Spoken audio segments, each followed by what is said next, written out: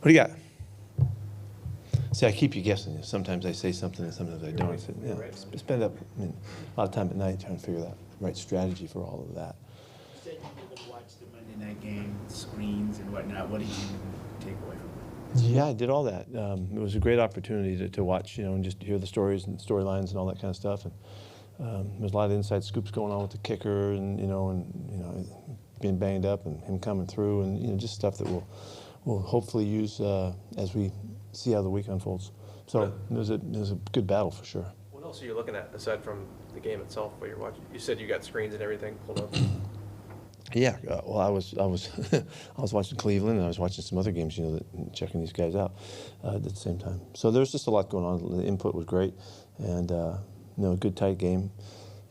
Tough deal for them. They play long night, playing late, but so there's a ton of information, and everybody was looking at their own areas and picking stuff up and all that as best we could. And then we go right to the film, the next morning as soon as we get it. What do you make of the way they use Eckler? I mean, he's their leading rusher and receiver, I think. He's just a really good player. He's a star player.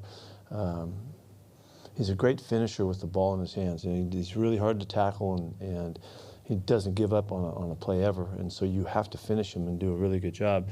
And they get him in all kinds of spaces, as you can see with all the passes that he's caught. The game, their passing game is one that does feature the chance for him to, be a centerpiece. And so it's reminiscent of some of the stuff you've seen Joe do over the years, back in New Orleans and all that. There's some real carryover. This will be the first time that you've got coaching as Justin Herbert in the NFL. What are some of the challenges he presents to your defense, and is there a quarterback from your past that he compares to? Well, the immediate, first off, he's incredible. He's an incredible athlete and player, and I've listened to him, his interviews and stuff over the off season, just trying to get to know who he is and how he handles stuff and all that. He's a really together kid too. But immediately he reminds you of Josh Allen. That's the big guy that can move around and get outside the pocket and strike you dead. Has all the throws and all of the arm talent and strength that you would ever need. And he's a really good competitor too. Just the fact that he got banged up earlier in the year and just kept fighting through it, man. That's a difficult injury that he's fought through, and so you got to give him a lot of credit on all levels. Uchenna, going back home for this game, I know you say sometimes guys you need to have a different conversation with. We've already started, with conversations on already. We're talking about it. Yeah, it's just naturally, and he's telling me that he's got it, and I'm going to keep talking to him. I'm not going with a brush by. I'm going to stay with him. He's a fiery guy, and I want to make sure that he's at his best, and as much as I can help him do that, and he'll be ready to go. Seems like he's been at his best a lot of this year. Just what's he brought compared to maybe what you were expecting when you brought him in? Oh yeah, much more just obvious leadership, but through his play and his effort and his work habits and all, and just the person that he is. Not what he says, it's what he does. He's been an obvious leader and a real tough guy, in all situations, and the guys love him and they respect the heck out of him. It just immediately was one of those guys that, you got to see if he's for real, and he is, and then you go, oh man, we're lucky to have him on our side. You would love competing with him. Besides his skill, how important was it that he was in the system you were trying to? It was part of it, sure, certainly. We've kept an eye on that throughout, trying to get as much continuity as possible. He really has helped us, and he's been able to show guys the freedom that comes with that, how you play that position. And so he's having a great start. You talked about the savviness that he has and how that allows you to give him freedom. How does that show up? Guys take chances at times. They play with risk involved with the choices that they make, whether they come underneath a block or whether they did take a shot to kind of olay a guy on a rush. How they feel the off-tempo plays like screens and reverses and boots and stuff like that. All of that shows up. He has a really good sense for the game. He's a ball player, and so the thing I've tried to do with him from this, as soon as we started to realize that, is free him up. Take the liberties. You have the liberties to go, and that's not everybody that we've coached like that. Some guys you do, some guys you don't. You're going to hold him back if you don't, and so that's what I felt. And so he's having a good time playing, and he likes the way we're doing it, and he's still just getting going. So. At what point did you give him that free rein? It took a little while in the camp, seeing him. I couldn't tell in the off season, and I think we started banging around a little bit. You could start to see that, one, he's really physical. But that starts with, taking advantage of playing like that starts with being physical. You know, you got to be an aggressive, attacking player, because otherwise you miss the opportunities to take the aggressive and throw the changeup at them. You know, and so it took a while. But it was before the game started. Oh yeah, yep. Is there something unique to the this rookie class that all these 6 guys that are playing a lot right now? Something that's kind of a common theme with Joey Blunt, maybe. Yeah, he's unique to it. He's doing a great job, and adding to it, and wasn't the draft class, but he's playing like a draft pick, and you know the consistency he's shown on special teams, it shows the playmaking ability. He's a really good athlete. He's fast too, and all that. But again, he shows a knack for where the ball is and how to get there and how to go for it and throw his body around. And the guys love him. He's really helped us a bunch already. So excuse me, I didn't finish your question there. Is there anything unique about it? Are you saying? Well, no, I guess I don't know. Is there something when you look back at sort of what you guys thought on draft day and sort of what you've seen now, just the ability of all these guys to sort of? Yeah, I really had this one nailed. I think I've said this before. These guys are exceeding expectations because of all the play time. I would bet, I don't know this, but I would bet we're getting more rookie time logged than anybody. You know, and of course the tackles really are going to make that happen. But I think we're well out there. And you know, it's just going to accelerate the process, and they're going to help us more as we go further down the road. You guys leading like rookie snaps. Yeah. Chicago, maybe? Excuse me, number 2. Yeah, I would think so. And that wasn't an intent at all. That's just what's happened because the guys are who they are, and we're very fortunate. Watching the Monday night game, and that's a chance to see what the storylines are of the teams. What would you say is the main storyline of your team for 6 weeks? I think we're just laying low. I think we're in the reads, you know, and there was like no expectations for us at all, and you know, we haven't done anything yet. You know, we're just getting rolling. But I think we're probably in a different situation and setting than people figured we would be, and so they're looking. You can't ignore some of the stuff that's happening. The storylines are too good. Gino's story is incredibly obvious. You know, he's come out flying, and nobody expected that to happen except for Gino and us, and so you know, that's okay. You know, we don't care. But you know, and then the storyline of the guys, you know, that are coming up, and the tackles playing as they have, and kind of the you know, unique fashion that you rarely see guys do that. 2 guys. Tariq is, you know, and Kobe have been just exciting as they can be. Matter of fact, you know, the fact that, you know, Tariq gets recognized as the Defensive Player of the Week this week, I mean, that's incredible recognition. And but you know, I don't know, anybody's produced more than he has, you know, so he deserves it, which is great, and we just got to keep on climbing through it. But I think that's the storyline. Is the expectations were somewhere other than that we're in, you know. You could put our name on top of our division anytime you want to, you know. So we need to keep it there. Go about even gauging what the expectations are for your team outside of the building. How do I gauge somebody else's expectations? Yeah, you know, well, you guys do a pretty good job, you know. You guys have been writing about it all year, but it isn't really just, it isn't the local stuff. It's the national stuff, you know. And you can see by the response, like, until we win a lot of games, we're not going to get any credit.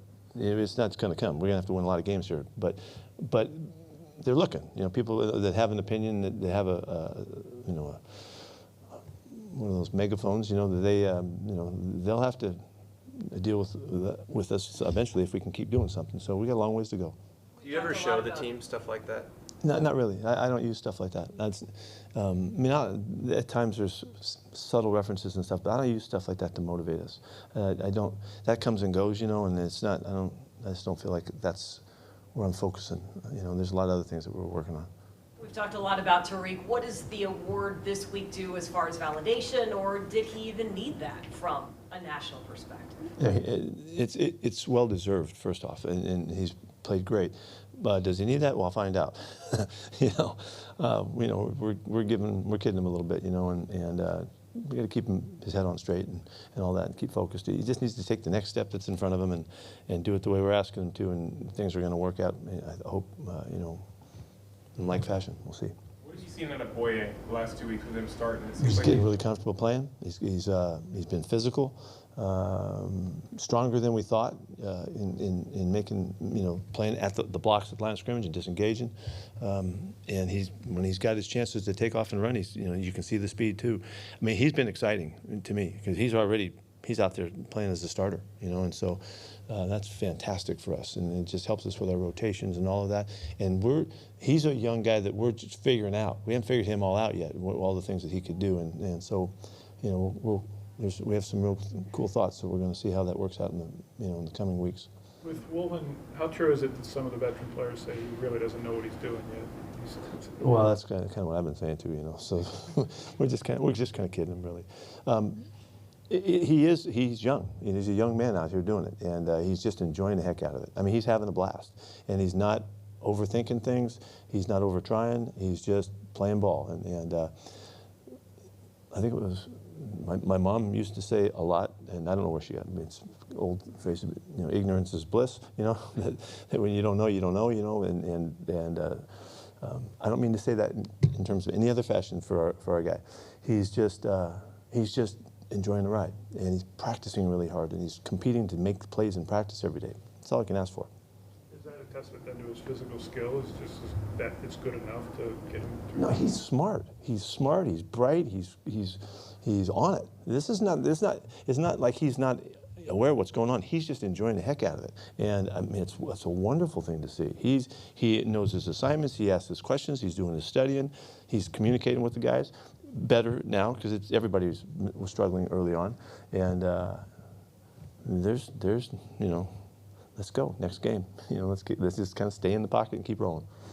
What has Cullen Gillespie added to you guys since he's showed up? He's been a natural teams guy, and he fits right in. His mentality, his attitude. He runs really fast, and he loves to play, you know, his part.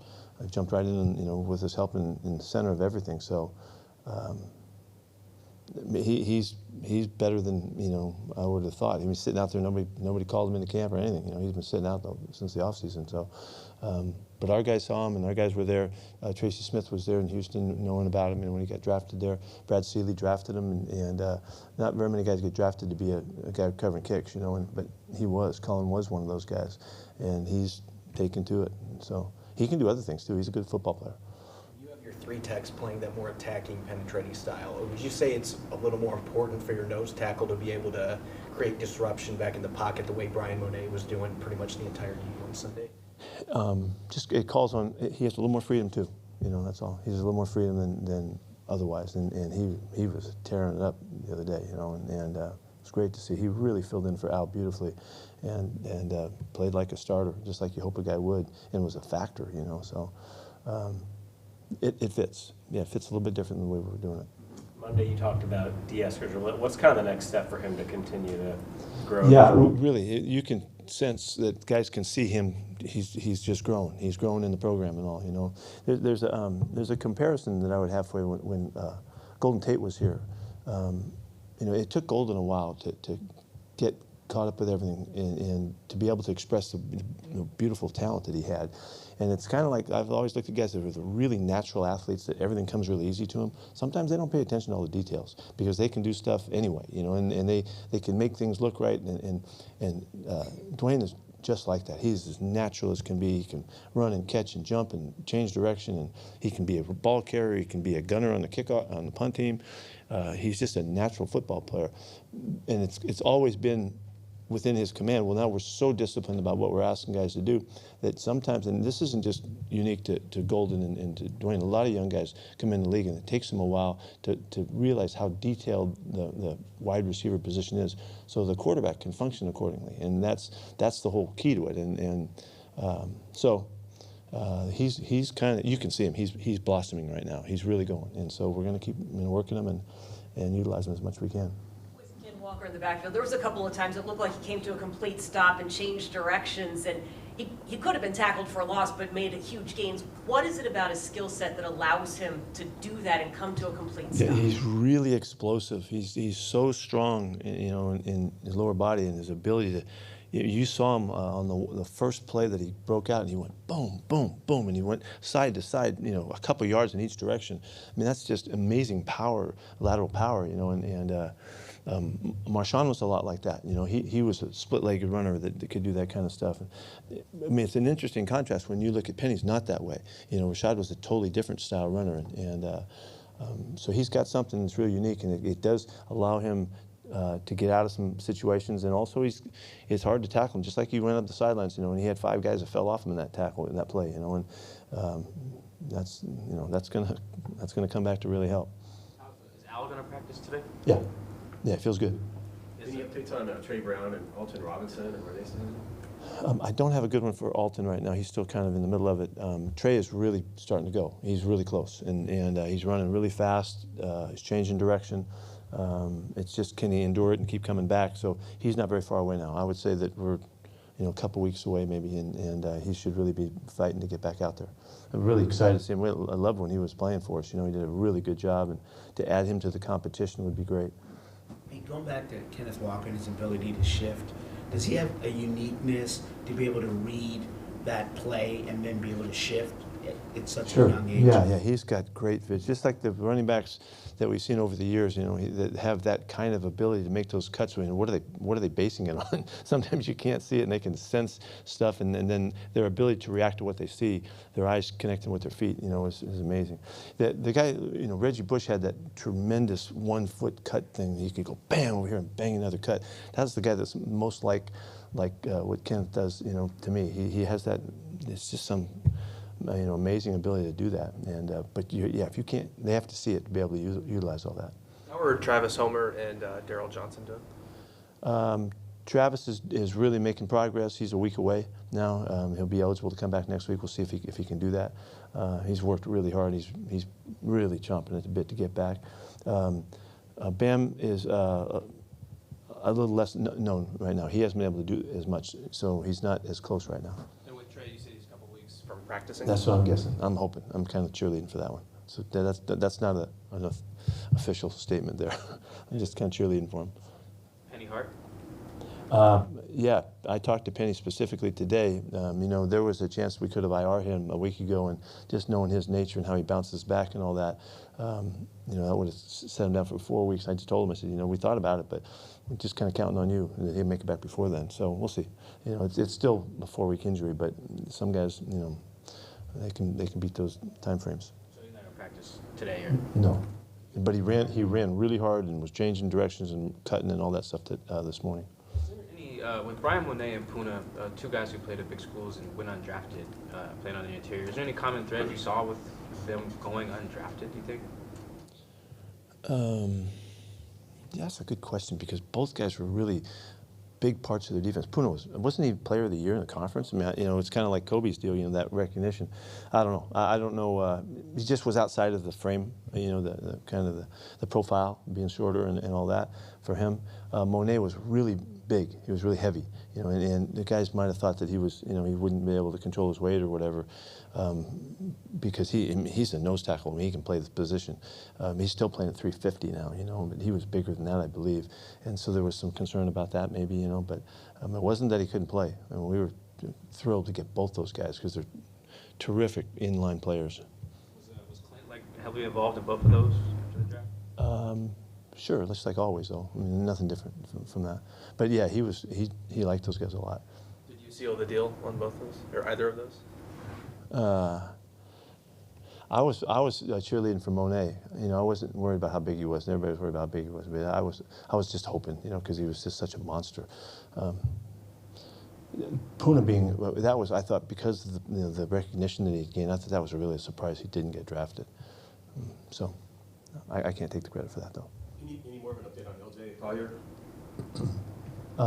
Yeah, he's going to practice. He's really close now. We needed to see how well he can deal with it. He just kind of barely made it through practice last week. Really couldn't put his hand in there because his thumb was really hurting.